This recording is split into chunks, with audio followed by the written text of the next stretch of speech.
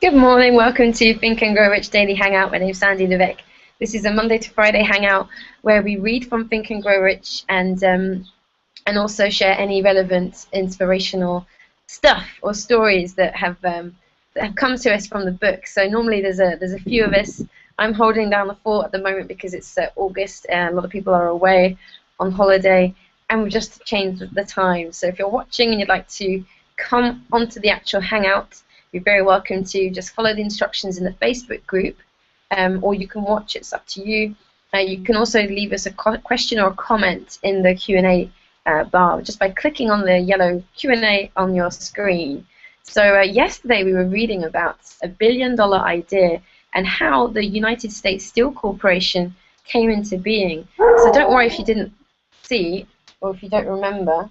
I just want to explain to you so that you know where we are for the next part we're going to read today. So basically, the chapter we just read was all about faith and having the faith that you can make something happen. And the end of the chapter was a real life example. And it's basically the story of a guy who was not very well known outside of the company he worked for. And he actually worked for the equivalent of Richard Branson back then. You know, this was the start of the 1900s. Think and Grow Rich was published in the 1930s. And so this man was president of that company, and he had this idea that was brewing in his head for a long time. And finally, he went to some sort of big university dinner with lots of businessmen. In fact, there were 80 millionaires in the room. He was told to just speak for 15 to 20 minutes. And what he ended up doing was talking for 90 minutes because he had an idea and a vision of shaking up the entire steel industry in the US at that time. And not just doing it to make money, but doing it so that it worked better, was more efficient. And he was very specific about how he saw this happening. And as he spoke, you know, people couldn't stop listening to him. He really spoke with so much passion and inspiration that J.P. Morgan, who, you know, the actual founder of the big bank today, he was taken by this and spoke to him for an hour after his speech had finished, and they ended up creating this deal where they bought out the biggest company in steel at that time, which was run by Andrew Carnegie, who was actually the guy that started this book. So it's all kind of funny, round circles. Oh no, I might have to change location. Someone's about to start trimming a lawn with a chainsaw behind me. So, okay, yeah, I'm gonna have to go inside. Sorry, you guys. This is just too loud. Okay, come inside, away from the crazy chainsaw.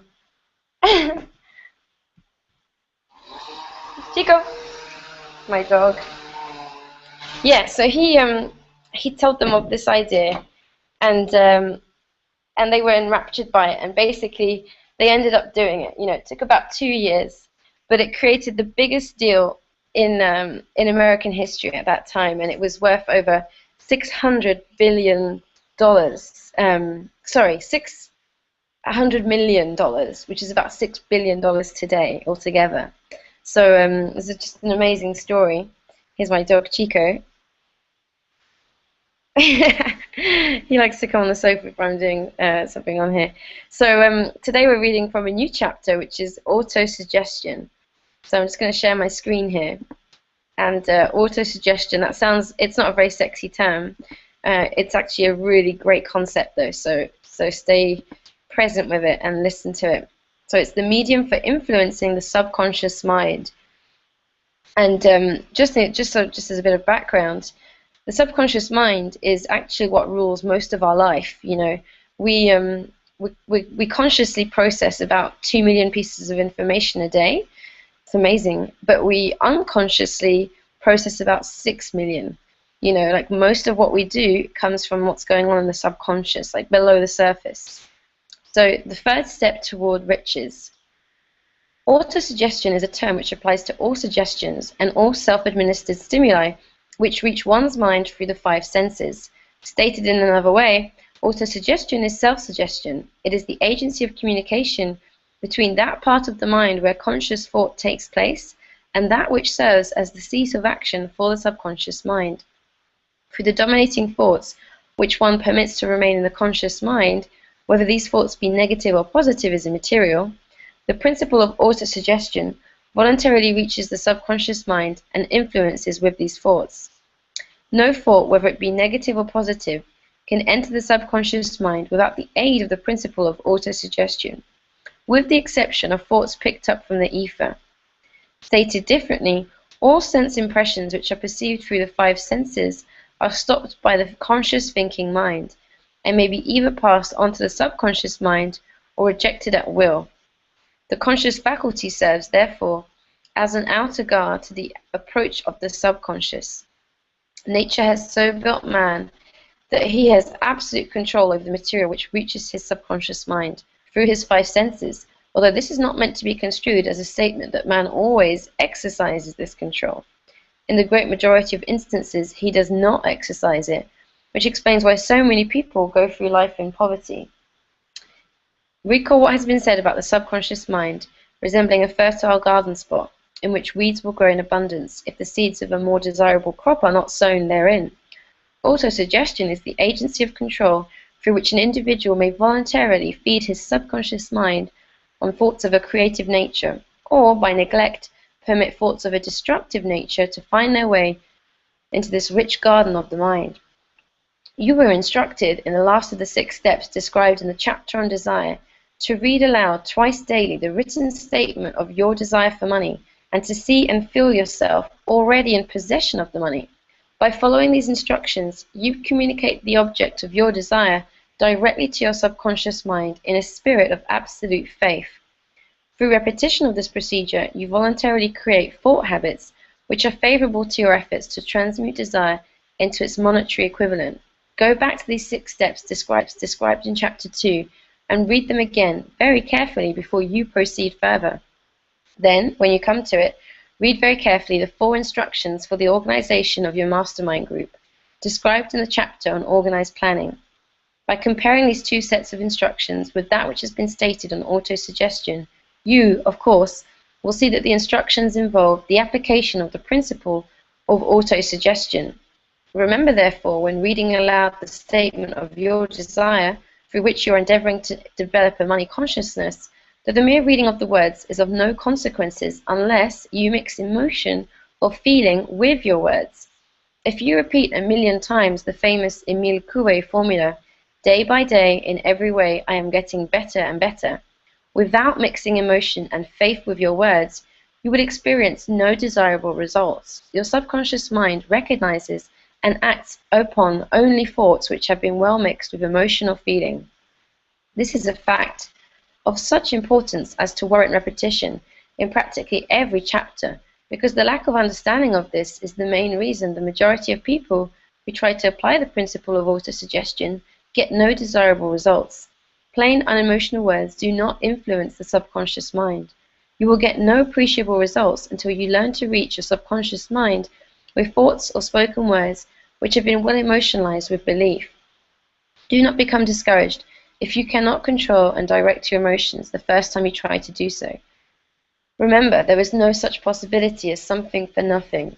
Ability to reach and influence your subconscious mind has its price, and you must pay that price. You cannot cheat, even if you desire to do so. The price of ability to influence your subconscious mind is everlasting persistence in applying the principles described here. You cannot develop the desired ability for a lower price.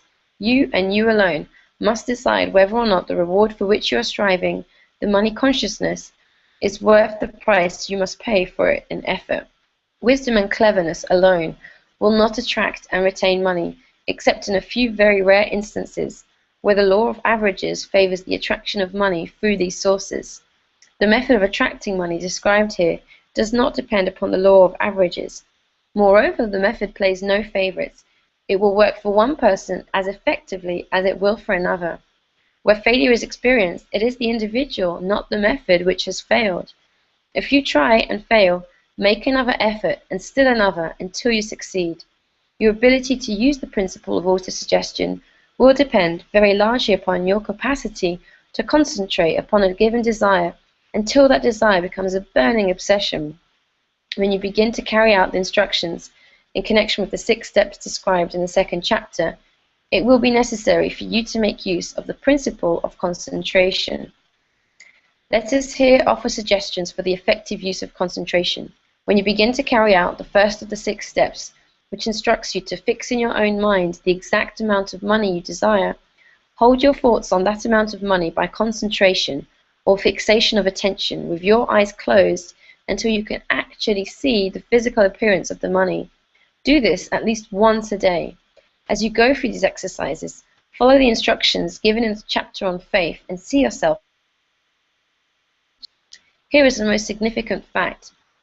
The subconscious mind takes any orders given it in a spirit of absolute faith and acts upon those orders, although the orders often have to be presented over and over again through repetition before they are interpreted by the subconscious mind. Following the preceding statement, consider the possibility of playing a perfectly legitimate trick on your subconscious mind by making it believe, because you believe it, that you must have the amount of money you are visualizing, that this money is already awaiting your claim, that the subconscious mind must hand over to you practical plans for acquiring the money which is yours. Hand over the thought suggested in the preceding paragraph to your imagination and see what your imagination can or will do to create practical plans for the accumulation of money through transmutation of your desire. Do not wait for a definite plan through which you intend to exchange services or merchandise in return for the money you are visualizing, but begin at once to see yourself in possession of the money, demanding and expecting, meanwhile, that your subconscious mind will hand over the plan or plans you need. Be on the alert for these plans, and when they appear, put them into action immediately. When the plans appear, they will probably flash into your mind through the 6th sense in the form of an inspiration. This inspiration may be considered a direct telegram or message from infinite intelligence. Treat it with respect and act upon it as soon as you receive it. Failure to do this will be fatal to your success. In the 4th of the 6 steps, you were instructed to create a definite plan for carrying out your desire and begin at once to put this plan into action. You should follow this instruction in the manner described in the preceding paragraph. Do not trust to your reason when creating your plan for accumulating money through the transmutation of desire. Your reason is faulty. Moreover, your reasoning faulty may be lazy, and if you depend entirely upon it to serve you, it may disappoint you. When visualizing the money you intend to accumulate with closed eyes, see yourself rendering the service or delivering the merchandise you intend to give in return for the money. This is important. Summary of instructions. The fact that you are reading this book is an indication that you earnestly seek knowledge. It is also an indication that you are a student of this subject. If you are only a student, there is a chance that you may learn much that you did not know, but you will learn only by assuming an attitude of humility. If you choose to follow some of the instructions but neglect or refuse to follow others, you will fail. To get satisfactory results, you must follow all instructions in a spirit of faith. The instructions given in connection with the 6 steps in the 2nd chapter will now be summarized and blended with the principles covered by this chapter as follows. First, go into some quiet spot, preferably in bed at night, where you will not be disturbed or interrupted. Close your eyes and repeat aloud, so you may hear your own words, the written statement of the amount of money you intend to accumulate, the time limit for its accumulation, and a description of the service of the merchandise you intend to give in return for the money. As you carry out these instructions, see yourself already in possession of the money. For example, suppose you intend to accumulate $50,000 by the 1st of January hence, 5 years hence, that you intend to give personal services in return for the money in the capacity of a salesman. Your written statement for your purpose should be similar to the following. By the 1st day of January 2000, I will have in my possession $50,000. By the way, this would have been a lot more back then. You know, this was written in 1920 something, which will come to me in various amounts from time to time during the interim. In return for this money, I will give the most efficient service of which I am capable, rendering the fullest possible quantity and the best possible quality of service in the capacity of salesman of describe the service or merchandise you intend to sell. I believe I will have this money in my possession. My faith is so strong that I can now see this money before my eyes. I can touch it with my hands. It is now awaiting transfer to me at the time and in the proportion that I deliver the service I intend to render in return for it. I am awaiting a plan by which to accumulate this money, and I will follow that plan when it is received. Second, Repeat this program day and morning, night and morning, until you can see in your imagination the money you intend to accumulate. Third, place a written copy of your statement where you can see it night and morning and read it just before retiring and upon arising until it has been memorized. Remember, as you carry out these instructions, that you are applying the principle of autosuggestion for the purpose of giving orders to your subconscious mind. Remember also that your subconscious mind will act only upon instructions which are emotionalized and handed over to it with feeling. Faith is the strongest and most productive of the emotions. Follow the instructions given in the chapter on faith. That was chapter 3. These instructions may at first seem abstract. Do not let this disturb you. Follow the instructions no matter how abstract or impractical they may at first appear to be. The time will soon come, if you do as you have been instructed, in spirit as well as in act, when a whole new universe of power will unfold to you. Skepticism in connection with all new ideas is characteristic of all human beings, but if you follow the instructions outlined, your skepticism will soon be replaced by belief, and this in turn will soon become crystallized into absolute faith. Then you will have arrived at the point where you may truly say, I am the master of my fate, I am the captain of my soul.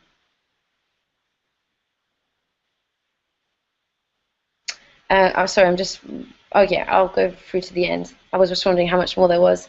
So many philosophers have made the statement that man is the master of his own earthly destiny, but most of them have failed to say why he is the master. The reason that a person may be the master of their own earthly status, and especially their financial status, is thoroughly explained in this chapter. A person may become the master of themselves and of their environment because they have the power to influence their own subconscious mind, and through it to gain the cooperation of infinite intelligence. You are now reading the chapter which represents the keystone to the arch of this philosophy.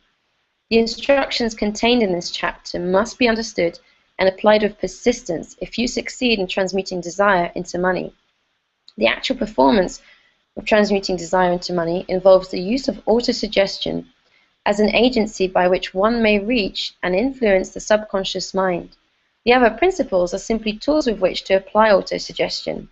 Keep this force in mind, and you will, at all times, be conscious of the important part the principle of autosuggestion is to play in your efforts to accumulate money through the methods described in this book. Carry out these instructions as though you were a small child. Inject into your efforts something of the faith of a child. The author has been most careful to see that no impractical instructions were included, because of his sincere desire to be helpful.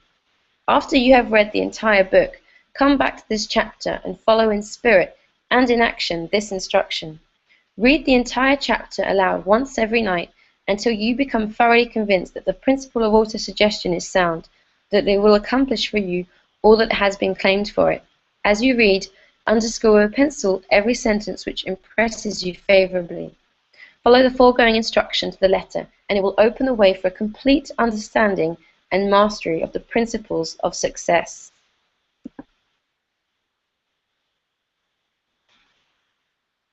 Okay, hey everyone, and we have a comment here from VJ. Would I like to chat on Facebook? Well, no, because I'm doing the Hangouts. I have a Facebook group for this Hangout, which you're welcome to join. But yeah, so we're reading about autosuggestion, and I don't know about you, but as I heard those words, I got really inspired because I remember the first time I heard this chapter, and the part about how we do the same thing either way. You know, we auto-suggest things to our minds, whether we're suggesting things of poverty or of riches.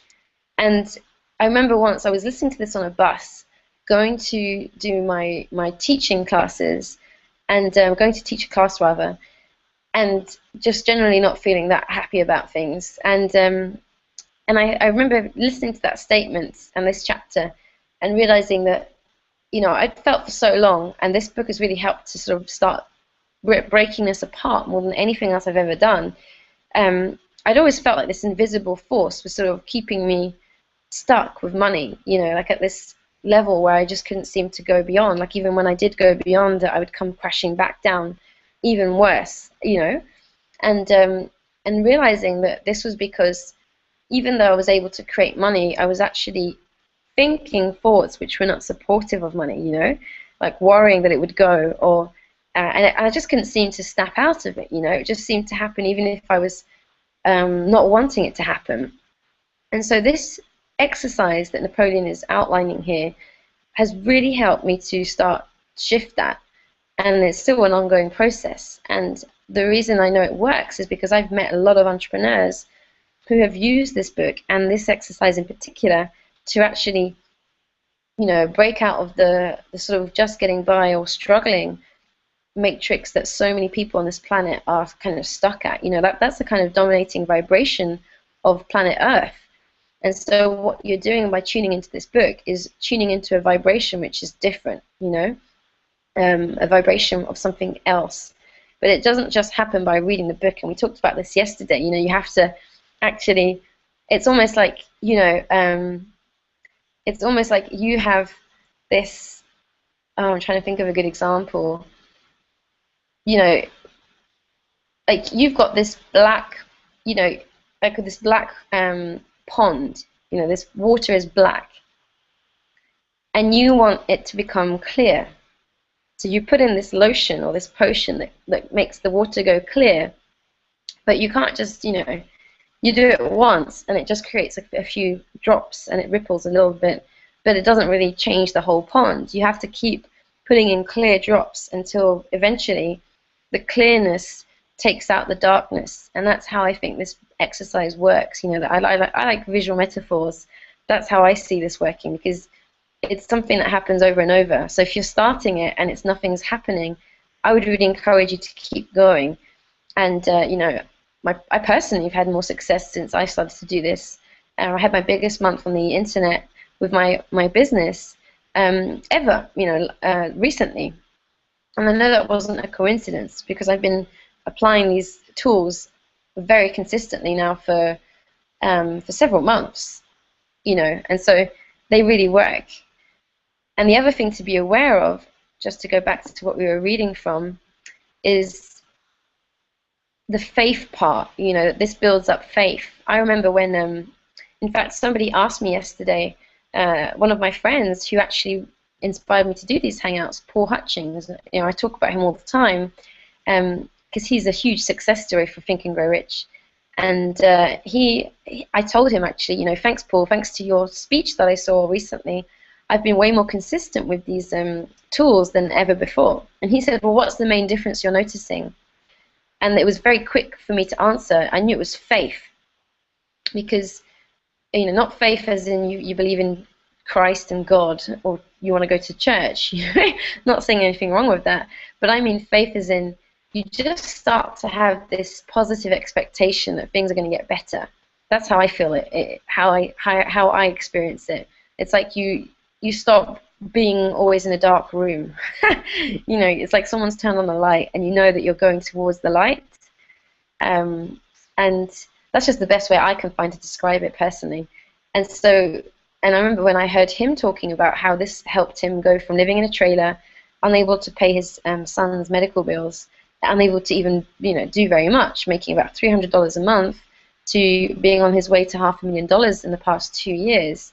And this, you know, it happened over a longer period than that. He started reading this book, becoming a student, about 9 years ago. But he said the more he read this statement every night, walking underneath the stars, the more faith he started to have. And he started to expect it happening. And then within a few months, it did start actually happening.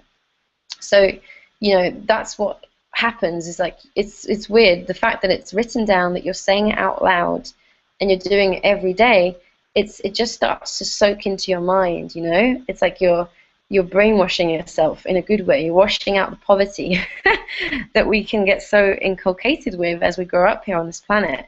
And I like to think of it sometimes as though, imagine you're an alien and you've gone to this planet where everyone is living in a state of fear, basically, and struggle, a lot of illness, and you know, you sort of know deep down that maybe you came from a planet where it wasn't like that.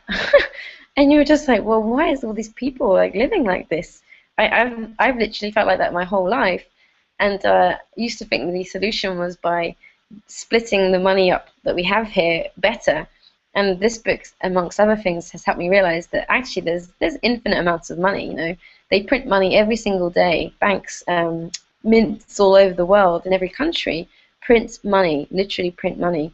In the UK, where I'm from, there was a big crisis in 2008 with the Depression, and a big bank went bankrupt, and it was a huge scandal that hadn't happened in about 100 years. And people were queuing up around the bank, the neighbourhoods where this bank is. It was mainly in the north of England, so there were pictures on the news and in the newspapers of people queuing up to take out all their money before it was lost, because the bank had gone bankrupt.